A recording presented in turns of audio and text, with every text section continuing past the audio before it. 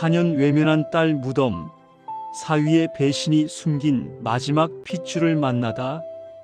10월의 차가운 빗줄기가 송림공원 묘지를 적셨다. 검은 양산 아래 선 김태준 회장의 얼굴은 빗물인지 눈물인지 모를 것들로 얼룩져 있었다. 회장님, 이제 가보시지요. 날씨가. 비서 윤 과장이 조심스럽게 말을 꺼냈지만 태주는 묵묵히 고개를 저었다.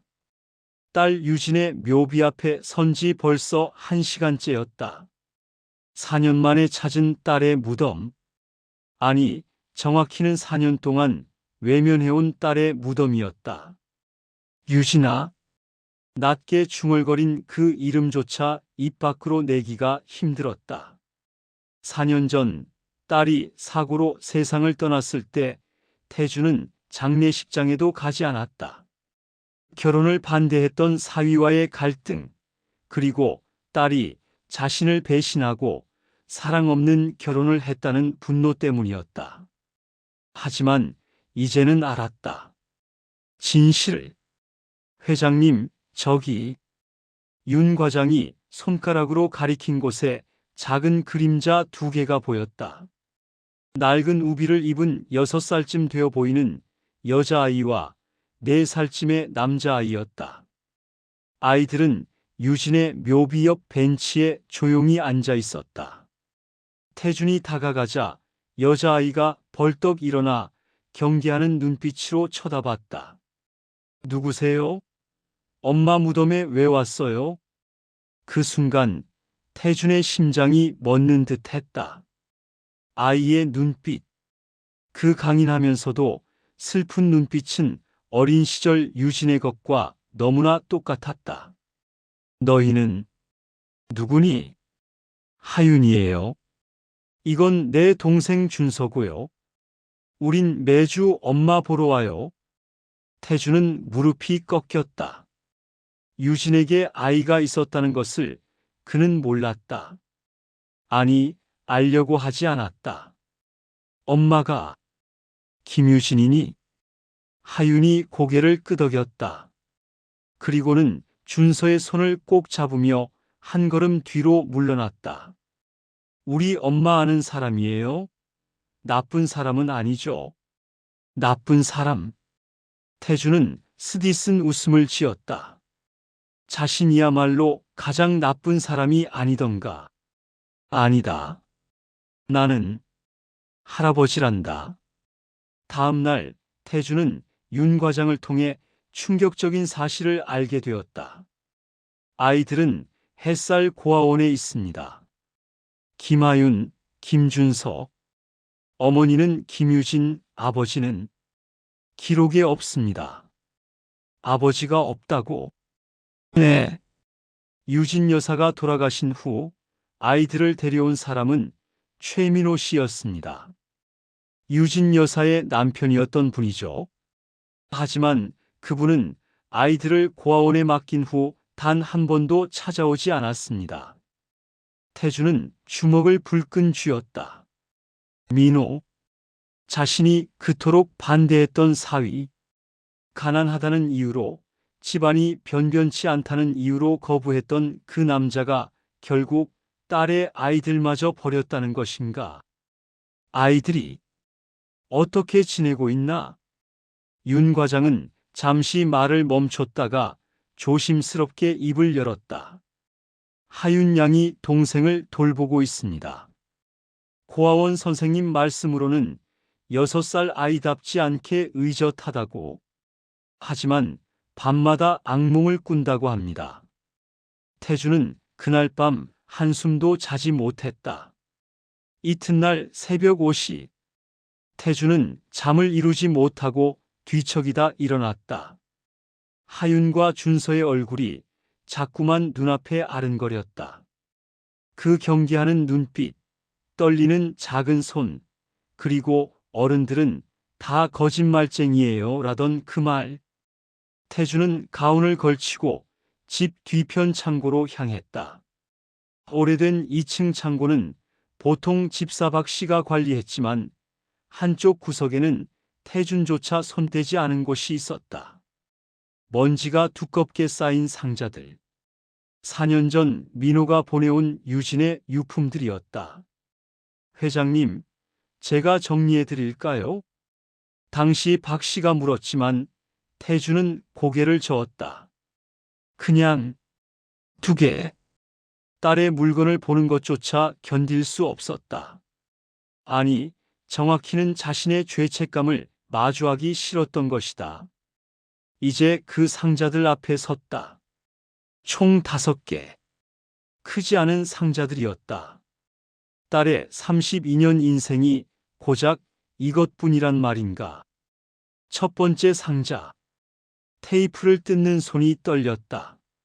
안에는 유진의 옷가지들이 깔끔하게 개켜져 있었다. 태주는 파란색 카디건 하나를 꺼냈다. 소매가 달아 있었다.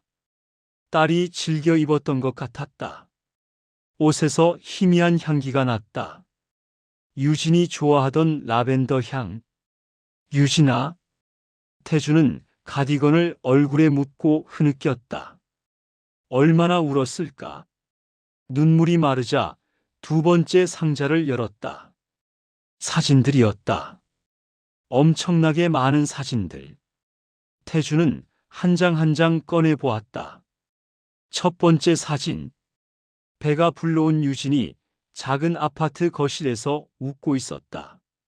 벽지는 낡았고 소파도 해져 있었지만 유진의 얼굴은 환했다. 뒷면에 글씨가 있었다.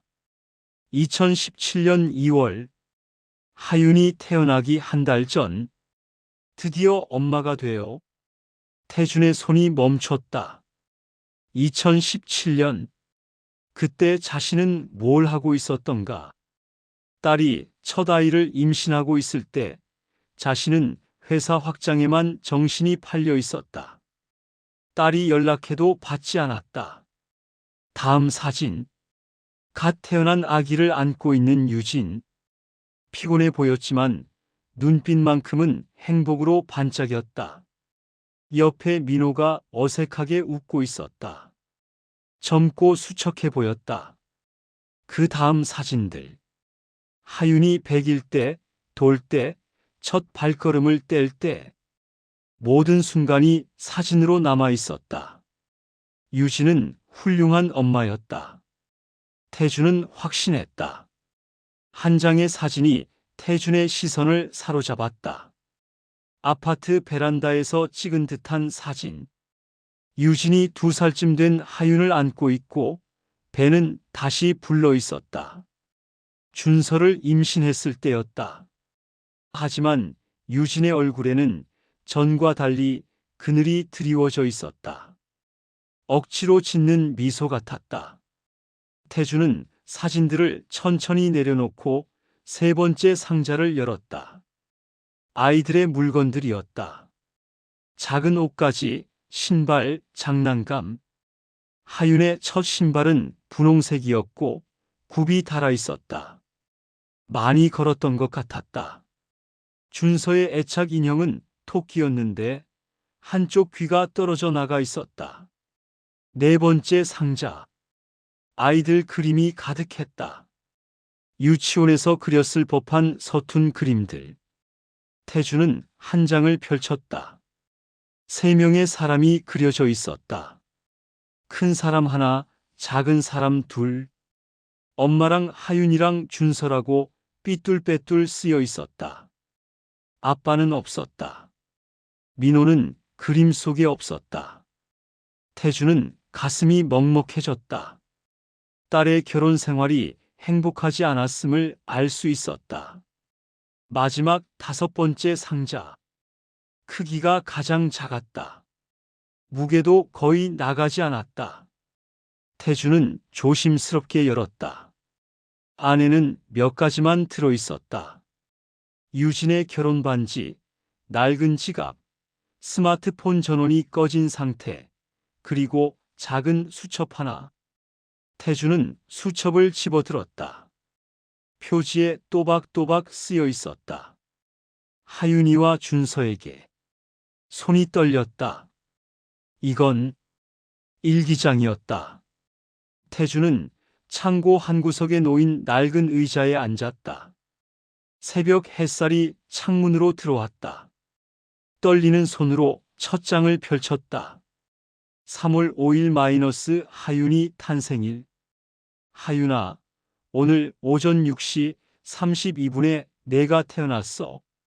3.2kg의 건강한 딸. 처음 널 봤을 때 엄마는 울었어. 이렇게 작고 소중한 생명이 내 품에 있다는 게 믿기지 않았거든. 민호 오빠가 병원비 걱정을 많이 했어. 아직 사업이 안정되지 않아서. 엄마는 괜찮다고, 우리 셋이면 충분하다고 했어. 정말이야. 할아버지께 전화를 걸었어. 3번. 받지 않으셨어. 문자를 보냈어. 아빠, 손녀가 태어났어요. 이름은 하윤이에요. 답장은 없었어. 괜찮아, 하윤아. 언젠가는 할아버지도 이해해 주실 거야. 우리 가족이 진짜 가족이라는 걸. 태주는 숨이 막혔다.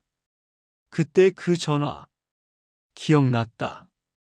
회의 중이었다. 발신자를 보고 무시했다.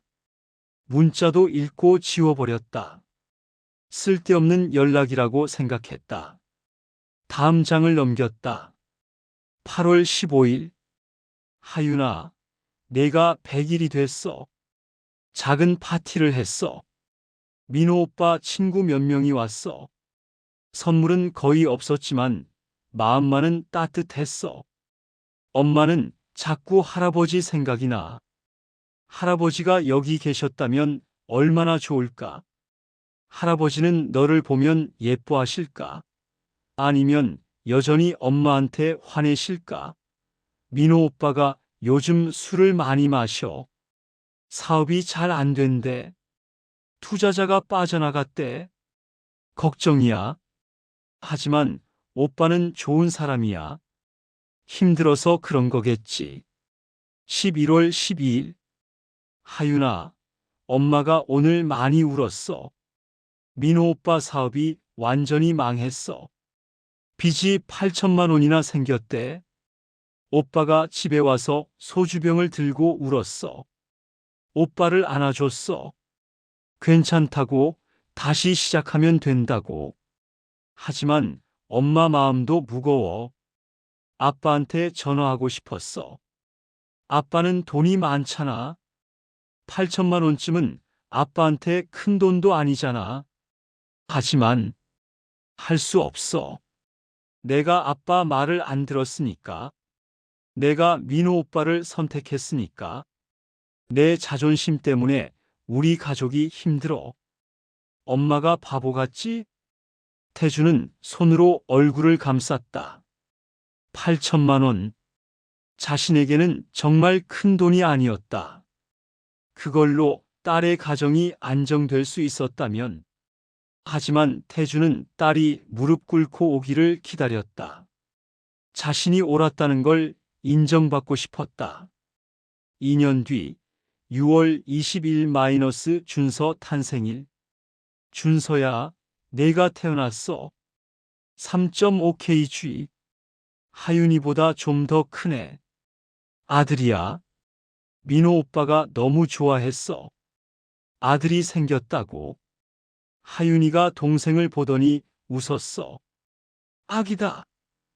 하윤이 목소리가 엄마는 세상에서 제일 예뻐.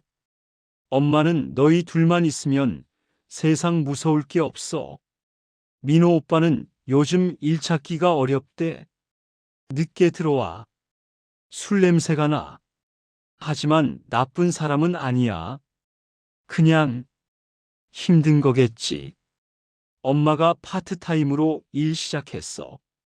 편의점. 밤 10시부터 새벽 2시까지. 하윤이랑 준서 재울 때까지 기다렸다가 나가. 오빠는 자고 있어.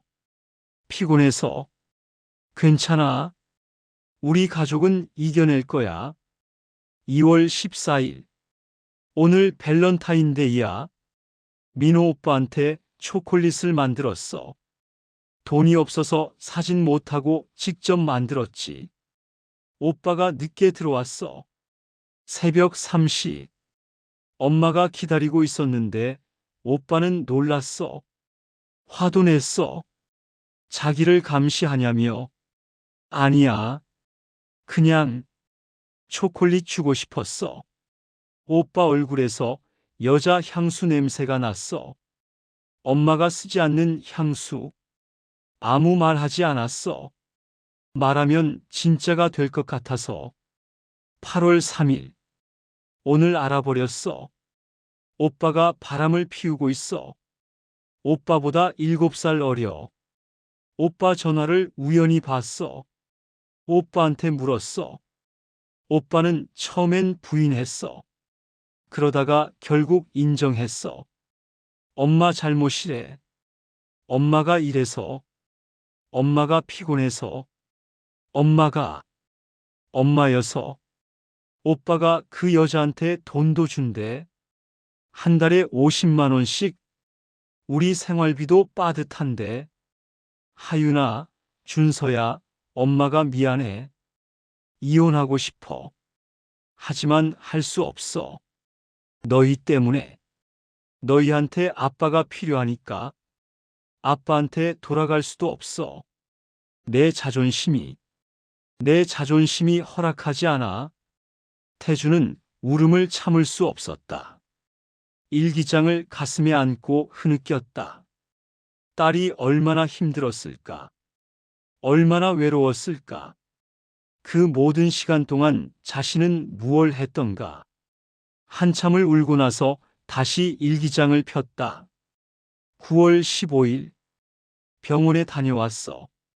계속 배가 아파서. 소화가 안 돼서. 체중도 많이 줄었어. 검사 결과가 나왔어. 췌장암. 말기래. 하윤아, 준서야. 엄마가 미안해. 너희를 두고 떠나야 할 것 같아. 민호 오빠한테 부탁할 수밖에 없어. 제발 너희를 잘 돌봐주길. 하지만 믿을 수 있을까? 그 여자랑 헤어질까? 아니면 아빠한테라도. 9월 28일. 항암 치료 시작했어. 너무 아파. 토하고 머리카락 빠지고. 하윤이가 물었어. 엄마, 왜 머리카락 없어? 엄마가 웃으며 말했어. 엄마 새로운 스타일이야. 하윤이가 자기 머리카락을 잘라주겠대. 같이 짧은 머리 하자고. 울 뻔했어. 준서는 아직 몰라. 엄마 아픈 거. 그냥 엄마한테 와서 안겨. 엄마 좋아. 준서 말투가 엄마는 세상에서 제일 예뻐. 10월 1일. 내일 아빠한테 편지를 보낼 거야. 이제는 자존심 따윈 중요하지 않아. 내 아이들이 거리에 나앉을 순 없어. 편지를 썼어. 4장이나 썼다가 찢었어. 5번째 편지. 이게 마지막. 내일 아침 우체국 가서 붙일 거야. 아빠가 받아주실까? 모르겠어. 하지만 시도는 해야 해. 하윤아, 준서야, 엄마가 너희를 지킬게. 어떻게든. 일기는 거기서 끝이었다. 유진은 그 다음 주에 세상을 떠났다. 태주는 일기장을 덮고 바닥에 무릎을 꿇었다. 몸을 앞으로 숙여 머리를 바닥에 댔다. 목 놓아 울었다. 편지. 딸이 보냈다는 그 편지를 자신은 받은 적이 없었다. 민호가 중간에서 가로챈 게 분명했다. 유산 때문에. 아이들 때문에. 유진아, 아빠가 미안하다. 아빠가 널 버렸어. 아빠가 내 전화를 안 받았어. 아빠가 자존심 때문에. 창고 문이 열렸다. 집사박 씨가 놀라서 달려왔다. 회장님, 박 씨. 태주는 일기장을 들어보였다. 내 딸이 이렇게 힘들었어. 나한테 도움을 청했는데 내가 외면했어. 박 씨는 아무 말 없이 태준 옆에 앉았다. 그저 함께 있어 주었다. 한참 후 태준은 일어났다. 눈이 퉁퉁 부었지만 눈빛만큼은 단호했다. 박 씨, 내 변호사 연락처 알지? 네, 회장님. 당장 연락해. 오늘 중으로 만나야 해. 무슨 일이신지. 태주는 일기장을 가슴에 안았다. 내 손주들을 데려올 거야. 유진이가 부탁했어. 아빠가 이제라도 들어줄 거야. 새벽 햇살이 창고를 환하게 비췄다. 태주는 일기장을 펼쳐 마지막 장을 다시 읽었다. 하윤아, 준서야, 엄마가 너희를 지킬게. 어떻게든. 유진아, 아빠가 이어받을게. 내 아이들을 지키는 거 아빠가 할게. 약속해. 태주는 그날 오후 고아원으로 향했다. 작은 2층 건물, 햇살 고아원이라는 팻말이 바람에 삐걱거렸다. 원장 선생님이 태준을 맞았다. 하윤이와 준서 때문에 오셨다고요? 네, 제가 아이들의 외할아버지입니다. 원장의 얼굴이 놀라움으로 일그러졌다. 4년 동안 한 번도 찾아오지 않으시더니 변명의 여지가 없습니다. 아이들을 만날 수 있을까요? 원장은 한숨을 쉬며 고개를 끄덕였다. 하윤이가 어른을 잘 안 믿습니다. 특히 남자 어른들을요. 마당에서 하윤이 준서를 돌보고 있었다. 준서의 옷에 묻은 흙을 털어주고 코를 닦아주고 머리를 쓰다듬어주는 모습이 6살 아이답지 않게 의젓했다. 하윤아. 하윤이 고개를 들었다. 경계하는 눈빛. 저번에 본 할아버지. 응. 엄마 무덤에서 할아버지가 너희와 이야기하고 싶구나. 하윤은 준서를 자기 뒤로 숨기며 입술을 깨물었다. 우리 데려가려고 온 거예요? 응. 싫어요. 우린 여기가 좋아요. 하윤아, 할아버지면 왜 4년 동안 한 번도 안 왔어요? 엄마가 아플 때도, 엄마가 죽었을 때도 어른들은 다 똑같아요. 다 거짓말쟁이에요. 하윤이 소리쳤다. 아이의 목소리가 갈라졌고 눈에서 눈물이 쏟아졌다. 태주는 무릎을 꿇었다. 하윤의 눈높이에 맞춰 앉았다. 맞아. 할아버지가 잘못했어. 할아버지가 나쁜 사람이야. 그럼 왜 이제 와요? 너희 엄마가 할아버지한테 편지를 보내려고 했대. 너희를 부탁한다고. 하지만 할아버지는 그 편지를 받지 못했어. 이제야 알았어. 태주는 가방에서 유진의 일기장을 꺼냈다. 이거 너희 엄마가 쓴 거야. 너희한테 남긴 거. 그날부터 태주는 매일 고아원을 찾았다. 처음에는 하윤이 문전박대했지만 태주는 포기하지 않았다. 마당 벤치에 앉아 유진의 일기장을 한 줄씩 소리내어 읽었다.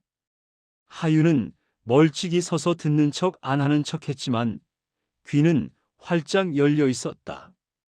엄마의 목소리가 할아버지의 입을 통해 전해지는 것 같았다. 일주일째 되는 날 하윤이 조금 더 가까이 다가왔다. 준서를 데리고. 엄마가 정말 우리를 사랑했어요? 그럼 세상에서 제일 사랑했지. 그럼 왜 우리를 두고 떠났어요? 태주는 하윤을 안아주고 싶었지만 참았다. 아직은 시기상조였다. 엄마도 떠나고 싶지 않았을 거야. 하지만 어쩔 수 없었던 거지. 아프니까. 하윤이 고개를 끄덕였다. 작은 어깨가 떨렸다. 할아버지는 진짜 우릴 데려가고 싶어요? 그럼 할아버지 집에는 큰 방이 있어. 하윤이 방하고 준서 방, 정원도 있고 그네도 있어. 거짓말 아니에요? 거짓말 아니야. 약속해. 하윤이 눈물을 닦으며 조심스럽게 다가왔다. 그리고 할아버지의 손을 잡았다. 할아버지, 우리 엄마 무덤에 같이 가요. 할아버지가 엄마한테 사과해야 해요. 하지만 현실은 녹록지 않았다. 아이들을 데려가려던 태준 앞에 최민호가 나타났다. 장인어른, 오랜만입니다. 차가운 목소리, 민호의 눈빛에는 탐욕만 가득했다. 아이들을 데려가시려고요? 그건 안 되죠. 저도 아버지입니다. 4년 동안 버려둔 자식이 이제 와서 아버지라고.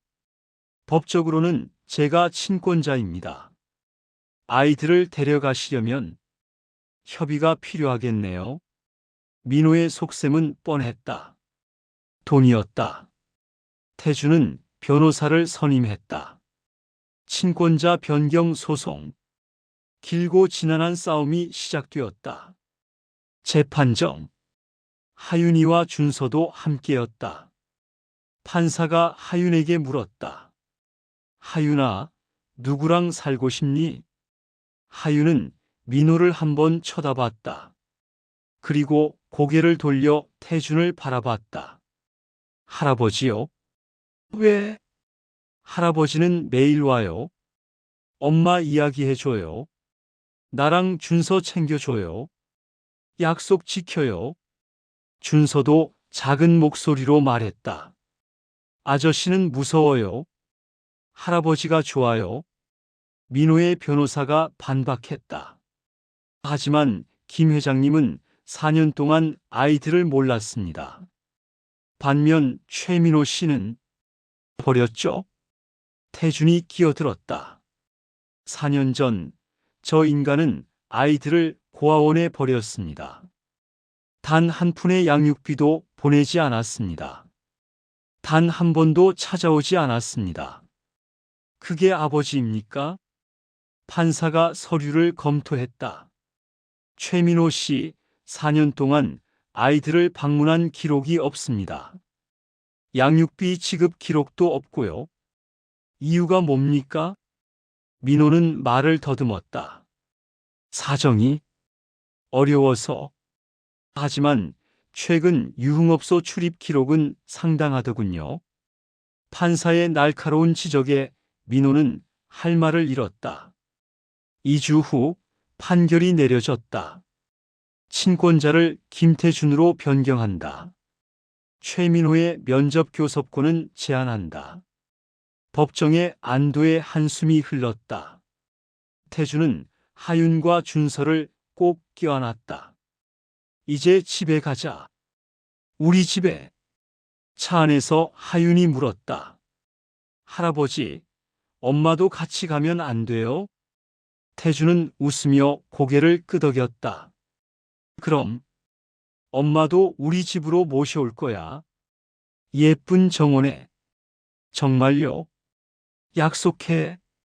다음 달 유진의 묘는 태준의 집 뒤편 정원으로 옮겨졌다. 장미가 만발한 아름다운 곳이었다. 이장식 날 하윤과 준서는 엄마 무덤 앞에 꽃을 놓았다. 엄마, 우리 이제 할아버지 집에서 살아. 엄마도 같이. 준서가 말했다. 할아버지가 매일 엄마 이야기해줘. 엄마 노래도 불러줘. 태주는 딸의 묘비에 손을 얹었다.